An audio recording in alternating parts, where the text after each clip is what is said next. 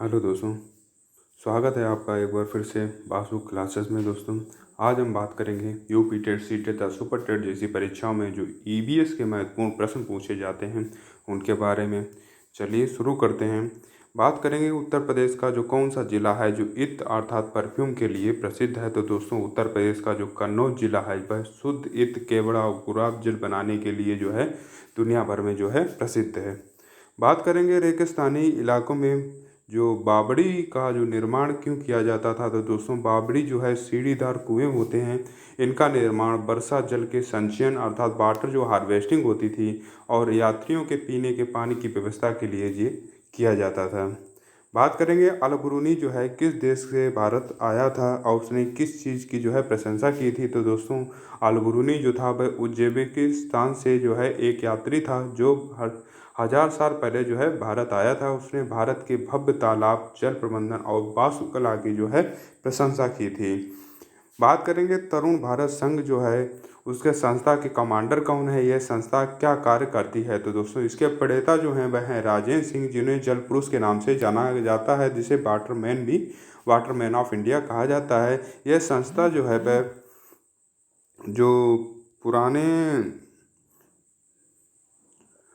पुराने झील और तालाबों और बावड़ियों का जो पुनर्निर्माण कर जल संरक्षण का कार्य करती है। इन्होंने दोस्तों राजस्थान के अलवर जो ज़िला था उसमें जो है पानी की जो समस्या थी उसको दूर किया था। दोस्तों, बात करेंगे मृत सागर जिसको डेड सी के नाम से जानते हैं, उसकी क्या विशेषता है, इसमें कोई व्यक्ति है वह डूबता क्यों नहीं है। तो दोस्तों, मृत सागर दुनिया का सबसे नमकीन सागर है जिसके 1 लीटर पानी में लगभग 300 ग्राम नमक होता है। अत्यधिक घनत्व के कारण जो है इसका जो पानी का उछाल इतना अधिक होता है कि मनुष्य इसमें तैरता रहता है अर्थात डूबता नहीं है।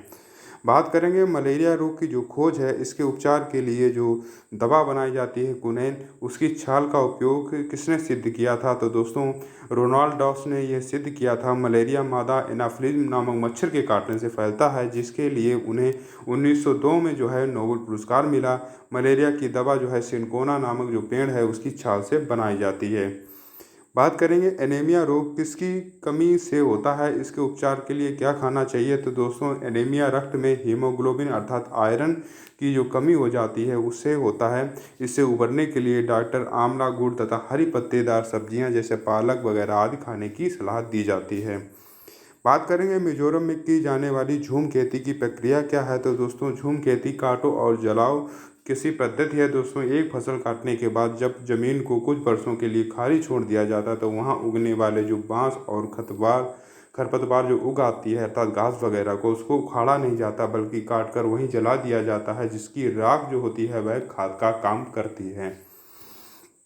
बात करेंगे चेराव नृत्य कहाँ का प्रसिद्ध लोक नृत्य है। तो दोस्तों, चेराव नृत्य जो है जो मिजोरम का पारंपरिक नृत्य है। इसमें लोग जमीन पर बांस की डंडियों को लेकर आमने सामने बैठते हैं और ढोल की ताल पर जो डंडियाँ होती हैं उनको जमीन पर पीटते हुए है नाच करते हैं। दोस्तों, बात करेंगे कुडुख कहाँ के आदिवासियों की भाषा है, इसमें तोरांग का क्या अर्थ होता है। तो दोस्तों, कुडुख जो है वह झारखंड के आदिवासियों की भाषा है। इस भाषा में तोरांग का अर्थ होता है जंगल। दोस्तों, सूर्यमणि नामक महिला ने झारखंड में जंगल बचाने के लिए जो तोरांग केंद्र खोला था। दोस्तों, ये कुडुख जो है वह झारखंड के आदिवासियों की भाषा है। बात करेंगे भूगोल, दिशा ज्ञान और विज्ञान से रिलेटेड क्वेश्चन के बारे में। भारत के मानचित्र पर दिल्ली के सापेक्ष जो हिमाचल प्रदेश अर्थात शिमला वगैरह पड़ता है और मध्य प्रदेश जो भोपाल की राजधानी है उसकी दिशाएं क्या होंगी। तो दिल्ली के सापेक्ष शिमला जो है बिल्कुल उत्तर में और भोपाल जो है बिल्कुल दक्षिण में स्थित है। बात करेंगे अरब सागर जो है उसके तट पर स्थित है। भारत के प्रमुख राज्य कौन कौन से हैं। तो गुजरात, महाराष्ट्र, गोवा, कर्नाटक और केरल अरब सागर की सीमा जो है वह साझा करते हैं। बात करेंगे बंगाल की खाड़ी से सटे हुए भारत के राज्य कौन कौन से हैं। तो वह है पश्चिम बंगाल, उड़ीसा, आंध्र प्रदेश और तमिलनाडु बंगाल की खाड़ी के तट पर यह स्थित हैं। माउंट एवरेस्ट किस देश का भाग है, इसकी ऊंचाई कितनी है। तो दोस्तों, माउंट एवरेस्ट जो है नेपाल का हिस्सा है, इसे सागर माता कहा जाता है। दोस्तों, एनसीईआरटी के अनुसार इसकी जो ऊंचाई है 8,848 मीटर या कुछ स्रोतों में जो है ये 8900 मीटर देखने को मिल जाती है। बात करेंगे बछेंद्री पाल फतेह करने वाली कौन सी महिला बनी है। तो दोस्तों, ये एवरेस्ट पर कदम रखने वाली भारत की पहली और विश्व की जो है 5वीं महिला बनी है। उन्हें ये उपलब्धि 23 मई 1984 को जो है हासिल की थी। कांसा किन दो धातुओं का मिश्र धातु है दोस्तों? ये कांसा तो है जो तांबा और टीन का मिश्रण होता है। प्राचीन काल से इसका उपयोग तोप और मूर्तियों बनाने में होता आ रहा है। पेट्रोलियम से हमें कौन से उत्पाद या उप उत्पाद प्राप्त होते हैं दोस्तों? कच्चे तेल पेट्रोलियम से, रिफाइनरी से हमें एलपीजी अर्थात liquid petroleum gas, kerosene, diesel, petrol, मोम और वैक्स और कोलतार और ग्रीस प्राप्त होती है। पर्यावरण संरक्षण के अंतर्गत चिपको आंदोलन की जो शुरुआत है वह किसने की थी? तो दोस्तों इसकी शुरुआत उत्तराखंड के रैनी गांव से 1970 के दशक में सुंदरलाल बहुगुणा और चंदी प्रसाद भट्ट और गौरा देवी, ये जो दोस्तों नेतृत्व अर्थात उनके नेता थे जो चिपको आंदोलन के। और ये आंदोलन जो हुआ था वह वनों की कटाई रोकने के लिए किया गया था। लोग जो है उस समय जो थे जब पेड़ काटने आते थे तो लोग जो होते थे वह पेड़ों से चिपक जाते थे। बात करेंगे अमृता देवी बिश्नोई का संबंध किस वृक्ष के संरक्षण से है? तो दोस्तों इसका संबंध राजस्थान के जोधपुर के खिजड़ी गांव में खिजड़ी वृक्षों को बचाने से उन्होंने पेड़ों की रक्षा के लिए अपनी 3 बेटियों की सहित जान दे दी थी। बात करेंगे ग्रीन हाउस गैसें कौन सी हैं वैश्विक तापमान के लिए जिम्मेदार हैं? तो दोस्तों ग्रीन हाउस गैसें जिसमें जो महत्वपूर्ण गैस जो है वह है दोस्तों CO2 अर्थात कार्बन डाइऑक्साइड, मीथेन, जलवाष्प और नाइट्रस ऑक्साइड। विश्व पर्यावरण दिवस कब मनाया जाता है? तो दोस्तों प्रत्येक वर्ष 5 जून को विश्व पर्यावरण दिवस जागरूकता फैलाने के लिए मनाया जाता है। पृथ्वी पर ताजे पानी का जो सबसे बड़ा जल भंडार है वह कहाँ पाया जाता है? तो दोस्तों जो ग्लेशियर और दुबरी बर्फ की जो टोपियों में जो है पृथ्वी का सबसे अधिक मीठा पानी जो है जमा है। सीएनजी का मुख्य घटक क्या है? इन्हें पर्यावरण के अनुकूल क्यों माना जाता है? तो दोस्तों सीएनजी का जो मुख्य घटक है वह है मीथेन अर्थात CH4 दोस्तों। ये पेट्रोल और डीजल की तुलना में बहुत कम धुआं और हानिकारक गैस छोड़ता है, जिससे वायु प्रदूषण जो है वह कम होता है। ओजोन परत वायुमंडल के किस भाग में पाई जाती है और इसका क्या कार्य है? तो दोस्तों ओजोन परत जो है समताप मंडल में पाई जाती है। ये सूर्य से आने वाली जो यूवी रेज अर्थात हानिकारक पराबैंगनी किरणें हों उनको अवशोषित कर लेती है और त्वचा कैंसर से रक्षा करती है दोस्तों। तथा समताप मंडल में जो है वह वायुयान उड़ाने के लिए आदर्श परत मानी जाती है।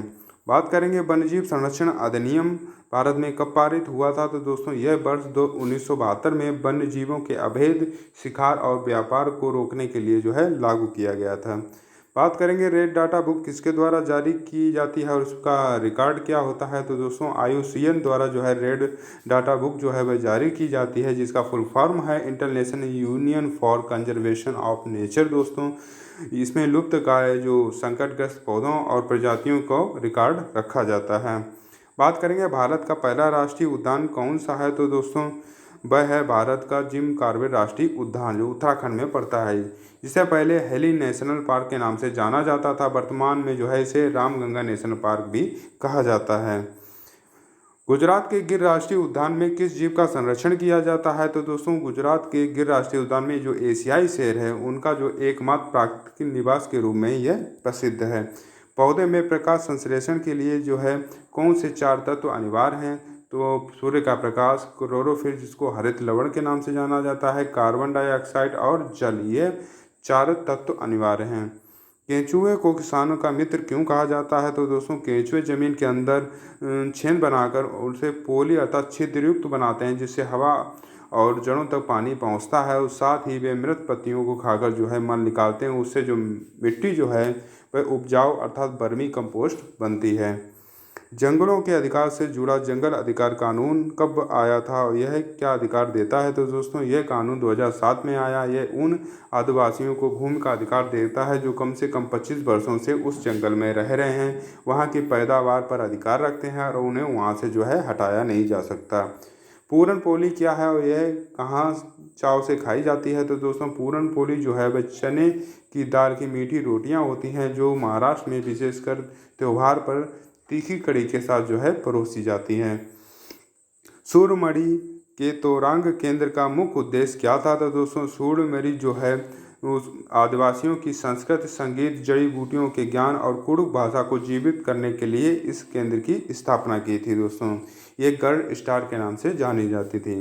बात करेंगे धड़कन मापने के लिए डॉक्टर किस यंत्र का उपयोग करते थे? एक दिल 1 मिनट में कितनी बार धड़कता है? तो दोस्तों डॉक्टर स्टेथोस्कोप का उपयोग करते थे जो हृदय की धड़कन को मापने के लिए, तथा एक वयस्क मनुष्य का जो हृदय है 1 मिनट में लगभग 72 बार धड़कता है। नींबू साधारण पानी में डूब जाता है लेकिन नमकीन पानी पर तैरता रहता है, ऐसा क्यों है? तो दोस्तों नमकीन पानी का जो घनत्व है साधारण पानी के घनत्व से अधिक होता है। अधिक घनत्व के कारण जो है पानी नींबू से ऊपर की ओर अधिक बल लगाता है, जिससे वह तैरता रहता है। बात करेंगे ईबीएस शिक्षा 7 अर्थात पेडागॉजी से रिलेटेड क्वेश्चन के बारे में दोस्तों। एनसीएफ 2005 के अनुसार प्राथमिक स्तर पर ईबीएस पढ़ाने का मुख्य उद्देश्य क्या है? तो दोस्तों बच्चों के जो स्कूली जीवन को उनके बाहरी दुनिया के वास्तविक अनुभवों से जो है जोड़ना, अर्थात रटंत प्रणाली जो है उसको ख़त्म करना तथा उन्हें पर्यावरण के प्रति संवेदनशील बनाना जो है एनसीएफ 2005 का मुख्य उद्देश्य है दोस्तों। बात करेंगे प्राथमिक स्तर, जिसमें कक्षा 1 और 2 में ईवीएस की कोई अलग पाठ्य पुस्तक क्यों नहीं है? तो दोस्तों कक्षा 1 और 2 में छोटे बच्चों को पर्यावरण की जो जुड़ी अवधारणाएं अलग विषय के रूप में न पढ़ाकर भाषा और गणित के माध्यम से जो है एकीकृत रूप में जो है सिखाई जाती हैं। बात करेंगे प्राथमिक स्तर पर पर्यावरण अध्ययन का जो पाठ्यक्रम है किन 6 मुख्य थीम में विभाजित है? तो दोस्तों ये 6 मुख्य थीम निम्न प्रकार हैं। परिवार और मित्र, जिसमें फैमिली एंड फ्रेंड्स आ जाते हैं। भोजन आ जाता है। आश्रय, पानी और यात्रा और चीज़ें जो हम बनाते और करते हैं। बात करेंगे परिवार और मित्र थीम के अंतर्गत 4 उपथीम कौन कौन सी हैं? तो दोस्तों 4 उपथीम जो हैं वह है आपसी संबंध, काम और खेल, जानवर और पौधे दोस्तों। ईवीएस की पाठ्य पुस्तकों में सपेरों आदिवासियों का वास्तविक जीवन की कहानियों को क्यों शामिल किया जाता है? तो दोस्तों इसमें जो है इसलिए शामिल किया जाता ताकि बच्चे जो है रूढ़िवादिता से मुक्त होकर समाज के विभिन्न वर्गों के प्रति संवेदनशील बने और वास्तविक जीवन की चुनौतियों को सहानुभूतिपूर्व जो है समझ सकें। बात करेंगे ईवीएस में क्षेत्रीय भ्रमण का क्या कार्य है? तो दोस्तों क्षेत्रीय भ्रमण में बच्चों को वस्तुओं और पर्यावरण का प्रत्यक्ष अनुभव मिलता है, जिससे उनका जो अधिगम होता है वह स्थायी और अर्थपूर्ण बनता है। सतत और व्यापक मूल्यांकन के अंतर्गत जो पोर्टफोलियो है वह क्या है? तो दोस्तों पोर्टफोलियो जो है किसी बच्चे के काम का एक व्यवस्थित क्रमिक संग्रह होता है जो एक निश्चित अवधि जैसे 1 वर्ष में उसकी प्रगति, कलाकृति और असाइनमेंट के रिकॉर्ड को दर्शाता है। यह आकलन का सबसे बेहतरीन साधन है। प्राथमिक स्तर पर ईवीएस शिक्षण का सबसे अनुपयुक्त विधि जो है वह कौन सी मानी जाती है? तो दोस्तों व्याख्यान विधि या परिभाषाओं को जो रटवाना प्राथमिक स्तर पर सबसे अनुपयुक्त होता है। इस आयु में बच्चा जो है अमूर्त व्याख्यानों को समझ नहीं सकता है। बात करेंगे एकीकृत पर्यावरण अध्ययन का क्या अर्थ होता है? तो दोस्तों इसका अर्थ प्राथमिक स्तर पर विज्ञान, सामाजिक विज्ञान और पर्यावरण शिक्षा को जो है अलग अलग न पढ़ाकर एक ही विषय अर्थात ईवीएस के तहत ही पढ़ाया जाता है। पर्यावरण अध्ययन की कक्षा में खोजपूर्ण प्रश्न जो हैं पूछने का क्या लाभ होता है? तो दोस्तों इसमें बच्चों में चिंतन कौशल, आचरणात्मक जो सोच हो और कल्पनाशीलता का जो है विकास होता है। ईवीएस में मानचित्रण कौशल विकसित करने में बच्चों को क्या लाभ होता है? तो दोस्तों मानचित्रण कौशल से बच्चों में जो है स्थानों की सापेक्ष स्थिति, दिशाओं और दूरियों को समझने की जो समझ होती है वह उनके अंदर विकसित होती है।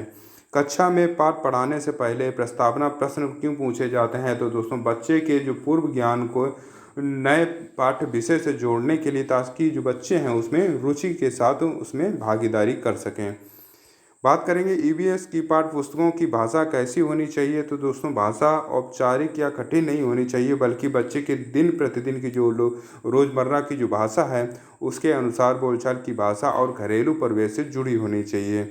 अधिगम के लिए आकलन और अधिगम का आकलन में क्या अंतर होता है? तो दोस्तों अधिगम के लिए आकलन पढ़ाई के दौरान आकलन होता है, अर्थात उनकी बच्चों की गलतियों को सुधारने के लिए, और अधिगम का आकलन अर्थात सत्र के अंत में बच्चों को अंक या ग्रेड देने के लिए किया जाता है।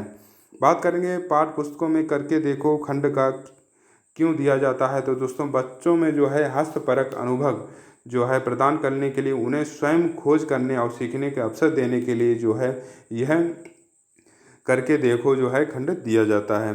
बात करेंगे यदि कोई बच्चा कक्षा में अपनी मातृभाषा में उत्तर देता है तो शिक्षक को क्या करना चाहिए? तो दोस्तों शिक्षक को उसकी मातृभाषा को स्वीकार करना चाहिए और उसे हतोत्साहित करने के बजाय उससे सम्मान देना चाहिए, तथा जो बच्चा जो है वह भाषिकता जो है वह एक संसाधन के रूप में जो है कार्य करती है। कक्षा में बात करेंगे प्राथमिक कक्षा में पर्यावरण का अध्ययन में कविताएं और कहानियों का प्रयोग क्या महत्व है। तो दोस्तों यह विषय वस्तु को रोचक और प्रासंगिक बनाता है, जिससे बच्चों की जो है कल्पना शक्ति और भाषाई कौशल जो हैं वह सुदृढ़ होते हैं।